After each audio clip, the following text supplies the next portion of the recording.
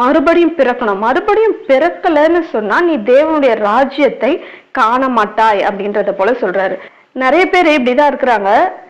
இயேசுவை அறிந்து கொண்டா மட்டும் போதாது, அவரை விசுவாசித்தா மட்டும் போதாது. ஆமா, அவர் எனக்காக வந்தாரு, எனக்காக மரித்தாருன்னு நம்ம விசுவாசித்தா மட்டும் போதாது. நெக்ஸ்ட் ஸ்டெப் என்ன பண்ணணுமா? மறுபடியும் பிறக்கணுமா. நிறைய பேர் இன்னைக்கு என்ன பண்றாங்க? இயேசுவை விசுவாசிக்கிறார்கள். ரெகுலரா சர்ச்சுக்கு போவாங்க, பைபிள் வாசிப்பாங்க, நல்லா ப்ரேயர் பண்ணுவாங்க, பாட்டெல்லாம் பாடுவாங்க, எல்லாம் இயேசுவை பத்தி நிறைய தெரியும் அவங்களுக்கு. ஆனா அவங்க கிட்ட நம்ம வந்து மறுபடியும் பிறந்துட்டீங்களா அப்படின்னு நம்ம கேட்டோம்னா இல்லைன்னு சொல்லுவாங்க. ஏன் நீங்க இன்னும் ஞானஸ்தானம் எடுத்துக்கல, ஏன் இன்னும் நீங்க மறுபடியும் பிறக்கல அப்படின்னு நம்ம கேட்டோம்னா அதுக்கு ஒவ்வொருத்தரும் ஒரு மாதிரியான காரணங்கள் சொல்லுவாங்க. சிலர் என்ன சொல்லுவாங்க? அவங்களோட குடும்ப சூழ்நிலைய காரணமா சொல்லுவாங்க. என்ன, எங்க வீட்டுல நான் சர்ச்சுக்கு போறதே யாருக்கும் தெரியாது, இல்ல சர்ச்சுக்கு